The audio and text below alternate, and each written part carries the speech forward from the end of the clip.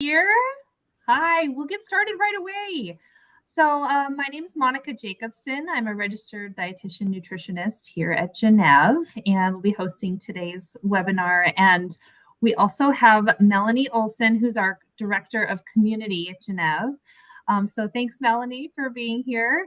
Absolutely. Melanie is just so fantastic. She heads up our Facebook group that is now more than 8,000 people strong. It's pretty amazing, the community that has just organically grown in that space. And Mel is there to keep it going and just be one of the faces for Gennev. So Mel, we appreciate all that you're doing there and continue to grow that space. It's such an amazing resource for people going through menopause in any stage of it, as a place to go and find a safe place to be and find camaraderie and resources, and a place that is, I think, really, really helpful. So thank you, Monica. That's exactly right. Yep. Thank you for saying all of that. Absolutely. And then, of course, we have the amazing Dr. Rebecca Dunsmoor-Su. She is a board-certified OBGYN and also our Chief Medical Officer, and she comes to all of us with decades of experience working in women's health, and we get to have her lead our clinical department here at Gennev. So you've seen her before. She'll be back for more, and today we're just really thankful that you're here to talk with us about mental health through the menopausal transition. So welcome, Dr. Rebecca. Thank you, Monica. I'm always happy to be here. Wonderful. Well, this is a big topic, and we've had we've done quite a few live events lately, and we're going to be continuing to have this regular cadence. So stay tuned for more. But this is a rather heavy one. We've had some fun talks in the past about sex and menopause at work, and some sometimes just lighter topics, getting to know team members, things like that.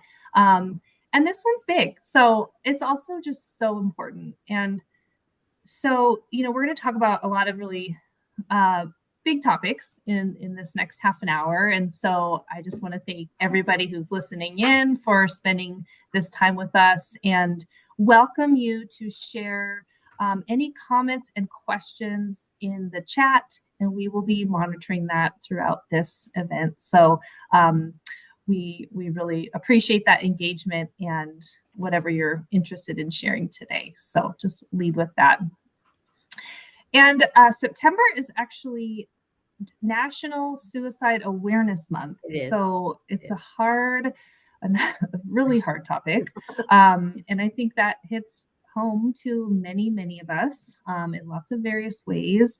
And so we want to shed some light on that. And then not just on suicide, but really pull back the curtain and talk about mental health through menopause. So maybe Dr. Rebecca, can you tell us a bit about mental health and menopause? Like, that's such a big intersection. What do we notice in midlife and around menopause? What don't we It's notice? A lot. Probably the better question, Monica. Right. There are a couple different ways that mental health can impact the menopausal transition and vice versa. I think the time where we see the biggest impact on mental health is the perimenopause. So 2 to 10 years leading up to that final period, and sometimes into that first year or so of menopause, women tend to be the most symptomatic. And that's because I always like to step back a little and talk about what's going on inside that makes these things happen.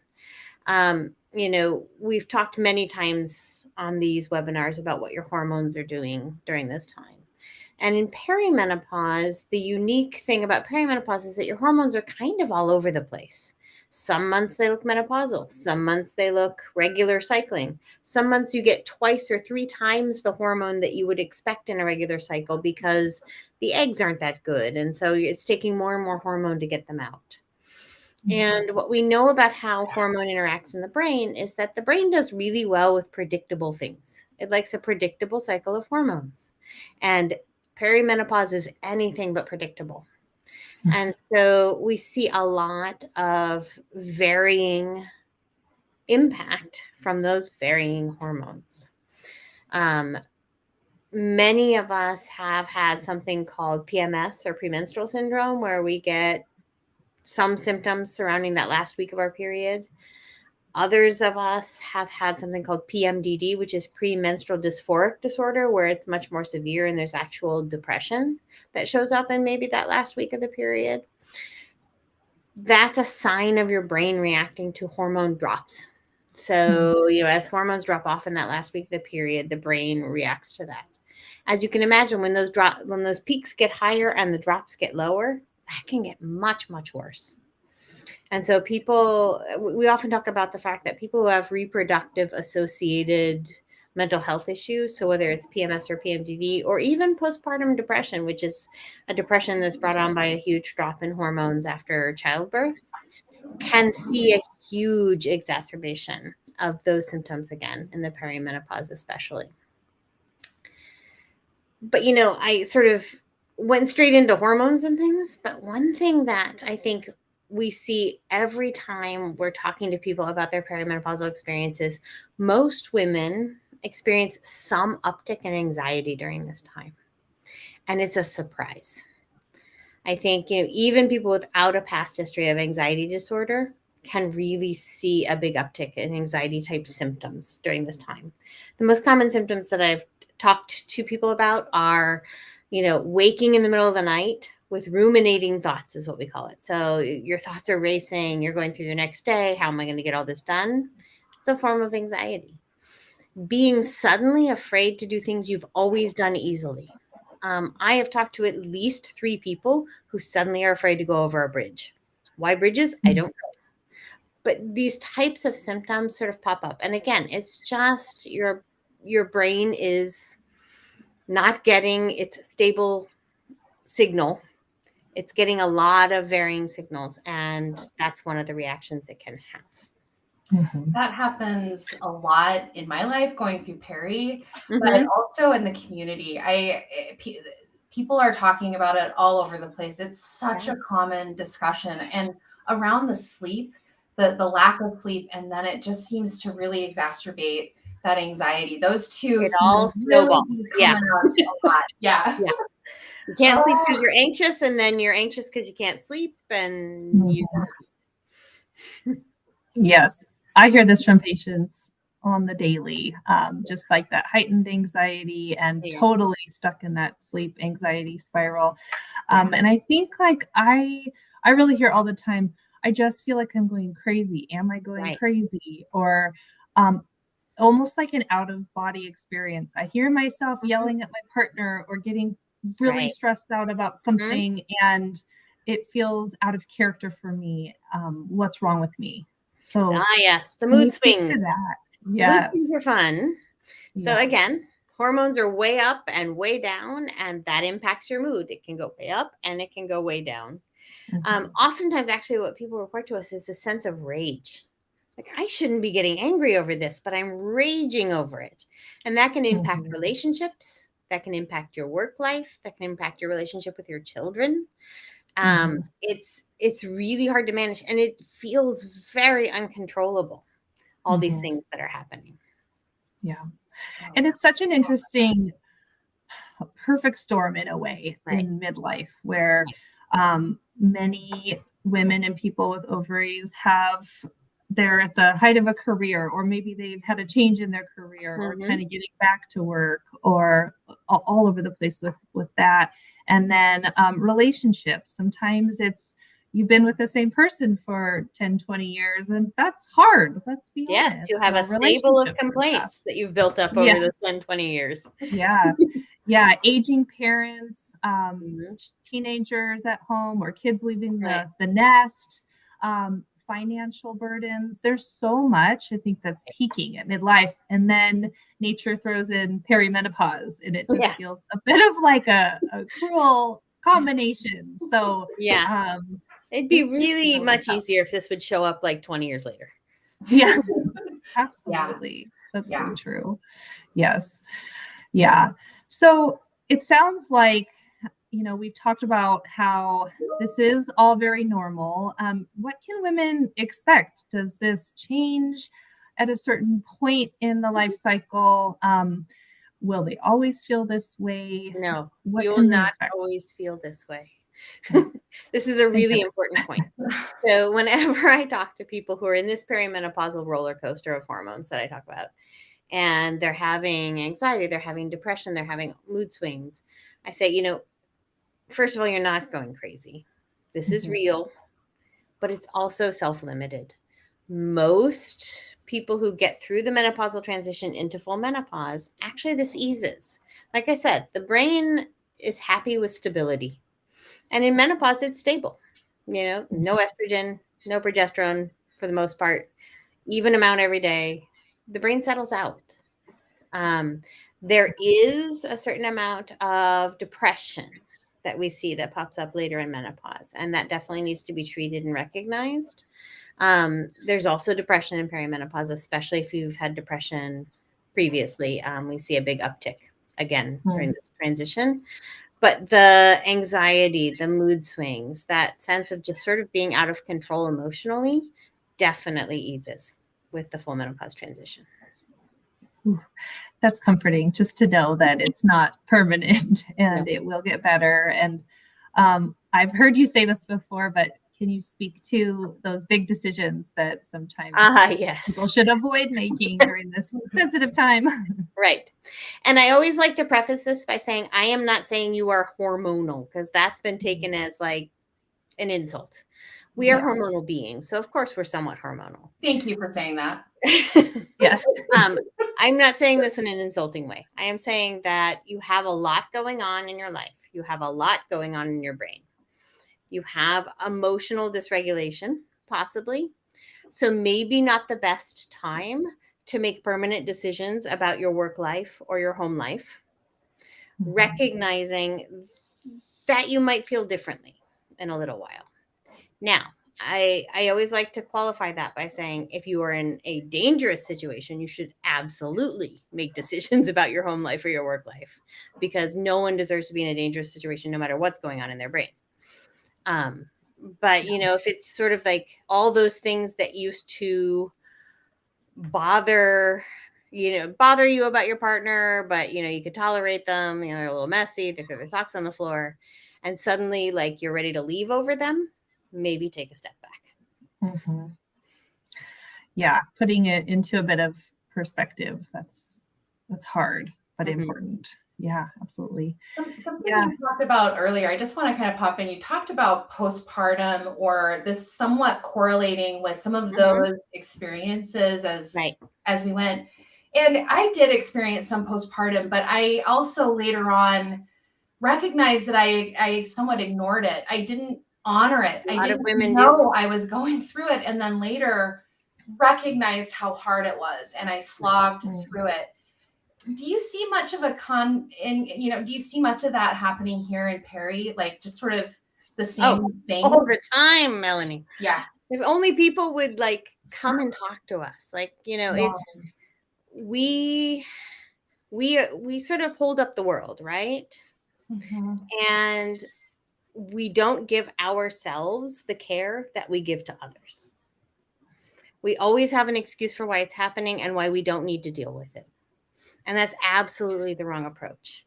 And actually, this brings up something that I really, really want to say, which is that we know from studies that the highest risk time for suicide in a woman's life is in the perimenopausal range. So 45 to 49 years old. And you need to speak out. You need to say, I need help, or I need a solution, or I just need support. There are lots of solutions, whether it be therapy or talking to somebody, whether it be taking time for mindfulness and wellness, whether it be a hormonal therapy, whether it be an antidepressant or an anti-anxiety medication. We have a lot of options, but we can't offer those options if no one comes and says, I need help. Yeah. And it's perfectly safe to do so. I think, you brought up people don't report postpartum depression. Absolutely. We know it happens so much more than we know. And there's only so much we can identify. Like the very severe cases we'll pick up. But a lot of women have postpartum depression and just sort of power through it because they feel like, oh, I'm not sleeping, I have a new baby, things have changed, there are all these good reasons why you're feeling that way. Yeah. When in fact, you could use some help. Yeah. Chronically, Yeah. use some help Yeah. during that time. Yeah. We could all use some help. I could definitely use some help. I just did that with my mom hat on. Yeah, but That's so true. Well, and I think sometimes when you're in it, you just don't realize it until You're just getting through, you start to come right? out of it, or you're just, or Mhm. someone really says something to you. And Yeah. some of you listening may not be feeling depressed or suicidal, but maybe someone has said some things that now you're reflecting and really wondering, ooh, what's really going on there. And I think, in the community group, everybody is so great about just being there for each other. And I think that's important as we continue on out of this space, is just really checking up and checking in with ourselves about what's really going on here. If ever you are truly having thoughts of harming or hurting yourself, then please text 988. It's very simple. You just have to put in, I need help, and they will be right there. It's the suicide hotline. It's just that one step you have to take. Even if the thoughts are fleeting, even if they come and go, please reach out. Yeah. And I'll also just add to that, even if you yourself are not feeling that way, if you have someone in your home, in your life, and you just want to talk through how to help them, that's also, they're great for anybody touched by someone having those kinds of thoughts. So it's really powerful. I know we were going to also talk a bit, Dr. Rebecca, about hormone replacement therapy and antidepressants and suicide, and kind of how some of those relationships there. Could you dive into that a bit? I'm happy to dive into that. I think we need to talk about it in two different places. So in the perimenopause, we think about this slightly differently than we do in full menopause. So let me start with perimenopause. So someone who hasn't stopped having their periods yet, or is still in that transitional time, maybe they don't see a period because of an IUD or a surgery. In the perimenopause, we have good data that treating with hormone can be as effective as treating with an SSRI type antidepressant in terms of managing mood symptoms. But depending on where you are in that perimenopause, especially if you're still getting regular cycles, hormone therapy, traditional menopausal hormone therapy that we think of, the estrogen, progesterone, that's at very low potency dose, will not have impact because you're still cycling with very high hormone levels, and that is not high enough to suppress that cycling. So often someone earlier on in that process or that transition, we're going to actually offer birth control pills. Not because, although it does provide contraception, so that's good because you can actually get pregnant even in perimenopause. But it's more because what birth control pills do in the body, they're a higher potency estrogen and progestin. And what they do is they turn off the natural cycles. So they give you an even amount of hormone every single day, no more peaks, no more troughs. And so that can have a huge impact, especially mood swing type symptoms, some of the anxiety type symptoms. It can help a lot with sleep.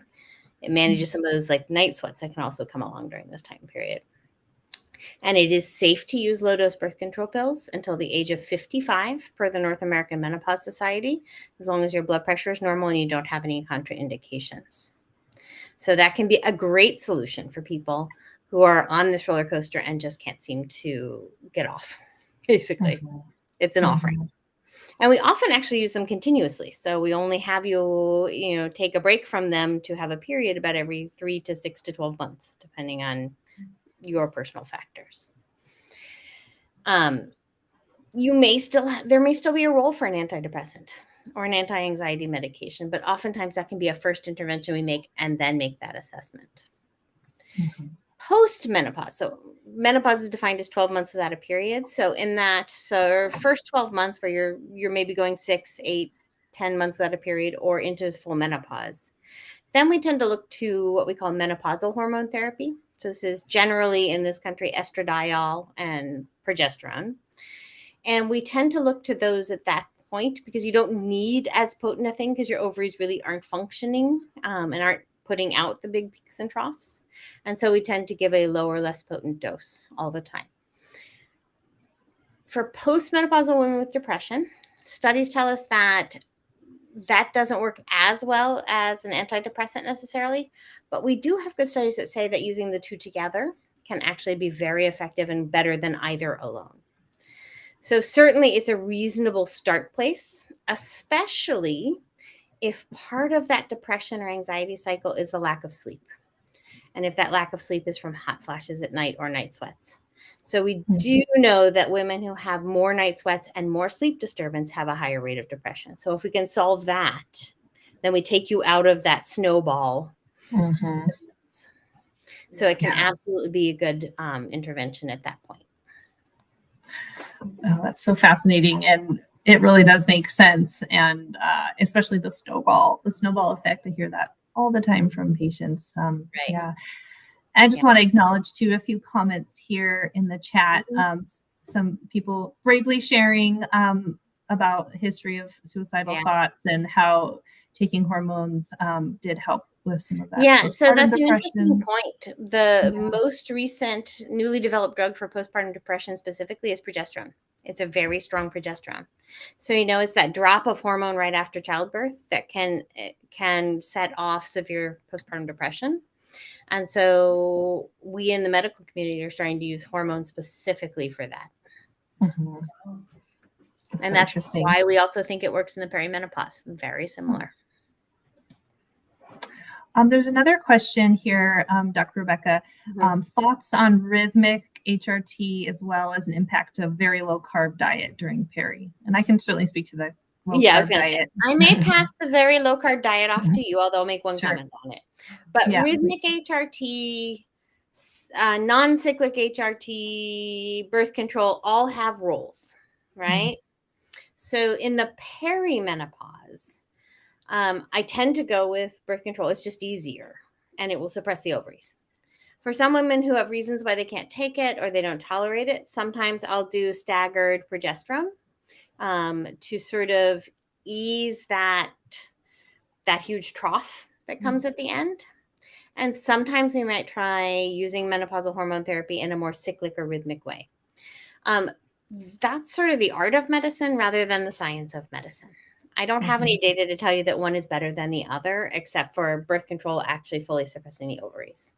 It sort of depends on the patient and their unique situation and what will work best for them. So that's why working with a menopause expert can be so helpful in this time period, especially because we have all those tools in our armament. The only comment I'm going to make about a low carb diet is that any diet that is highly restrictive is going to have a pitfall when you finally come off of it. And I'm going to let Monica take it from there. Yeah, you teed that up really nicely. I would just echo all of that. So as a registered dietitian, I've been working with people across the lifespan and certainly around what is the best diet for them. And, I agree, first of all, we have 3 macronutrients for a reason. We really need protein, fat, and carbohydrates in our bodies, and they all serve an important function. And so by doing something like how it's been phrased in this question is a very low carb diet, for most people, that's not going to be a sustainable way to live, to be. So at Gennev, we talk about, which is actually a little preview. Next week, we're going to talk more about this in our live broadcast, our Menopause Healthy Plate. And this is a template for building healthy meals in a sustainable way. So it's not going on a diet. It's a way to eat for the rest of your life, pretty much. And that it does include carbohydrates, but it includes a balance of carbohydrates that are rich in fiber and other antioxidants, naturally like anti-inflammatory carbohydrates. And that's balanced with healthy fat, lean protein. So all those really work together to have good sustained energy throughout the day, which is really something people struggle with in perimenopause is like that fatigue, low energy. Right. Also, carbohydrates fuel the brain. So if someone's experiencing mood swings or brain fog, it's not going to help to be on a drastically low carb diet. With that caveat, our typical American diet is really high in sugar and carbs. Yes. And so it's really, it can feel like, well, obviously that's not working well. And in fact, too much sugar, too many excessive carbohydrates is a problem too. So there's really somewhere in the middle. And that's where we take most patients that we're working with as dietitians here at Gennev. We really try to help them find that balance of eating the right carbohydrates in that balance so that it feels more sustainable. So, and that's a really also, good point. You bring up the fact that our general diet in the US is very high in very simple carbohydrates. And so sometimes I feel like people feel better on a very low carb diet at first because they're taking out some of these things which give you huge spikes in blood sugar and huge crashes. Not because the very low carbohydrate diet is actually healthy. It's just you've gone from one unhealthy place to a new place. Yeah. And I think people do feel really good on a low carb diet at first. And sorry, a very low carb diet even may feel okay on that at first. But is it going to work for everybody across the map? Probably not. It's also, I just don't want to oversimplify it because there's so many other things that are playing in. This is why you go and meet with Monica. Yeah. And go through your lifestyle and what your personal needs are. I think that's very much like I do in my medical practice. The registered dietitian nutritionists at Gennev are very thoughtful about what are your unique needs based on your lifestyle. Yeah, it's true. And we really personalize our recommendations to that person. So, and we'll talk about this lots more next week, but there's so much that influences what we put into our mouths every day. And and mental health plays into that, sleep plays into that, activity plays into that. I definitely would not recommend a very low carb diet for anybody who's working out and moving their body because you need that fuel and to perform and to recover and to feel better at the end of it. So that's, without getting too into the weeds, I would definitely say that's our approach with a low carb, very low carb diet. I'm going to answer a couple of the questions in the chat if you guys are okay. Yeah, please do. One person is asking if our arsenal includes creams as well as oral. And I'm going to distinguish because our arsenal includes every FDA regulated therapeutic there is. And amongst FDA regulated therapeutics, there are lots of gels and sprays and patches as well as oral medications. What we do not recommend and never recommend at Gennev are compounds. And so sometimes when people are referring to creams, they mean compounded hormones. The reason we don't recommend compounds is because, number one, they're no safer, and in fact, they're less safe. So they are not more natural. They are not plant-based. They are made from the same synthetic hormones as the FDA-regulated ones, but then that initial synthetic hormone is taken into a pharmacy and remixed into a new base in an unreliable dose. So it is never the right choice.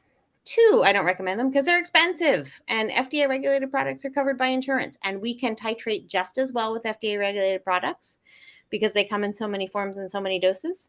So we can personalize to you using things that we know the exact dose of.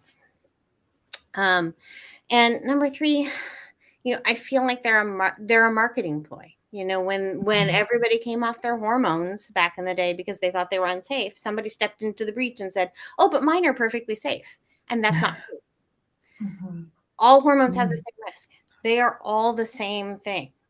And I think anyone who tells you, no, we'll do it this way because it's safe, doesn't know what they're doing or is not telling you the truth.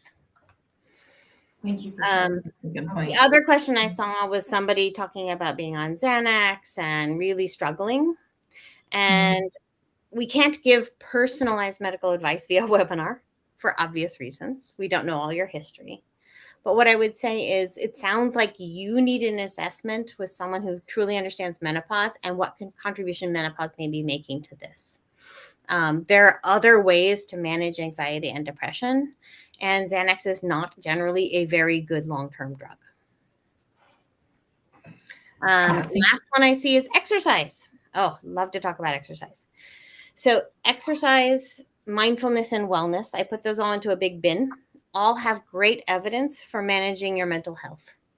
They are release valves in a time of great stress. And so absolutely, we 100% recommend exercise, meditation, mindfulness, wellness, yoga, whatever works for you to take that time for yourself. It's self-care. You need that. And, exercise is just generally good for the body as we are aging. So it's got extra benefit. Yeah. That is so true. It really, I think I hear more people talking about, I exercise now for my mental health than just the physical health. It's not about trying to look a certain way or be a certain size. It's about, it just feels good in my brain to get out and move.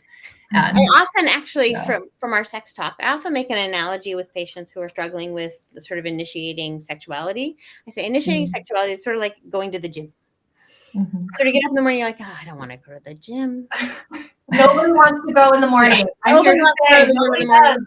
But you get yourself dressed and you go there and you get on that bicycle or treadmill and you get halfway through your workout and you're like, oh, my body feels actually a little bit better and my mind is clearing because I'm moving my body and focusing on that. And then when you're done at the gym, you feel better about yourself because you've accomplished something and you feel physically better and you've generated endorphins in the brain.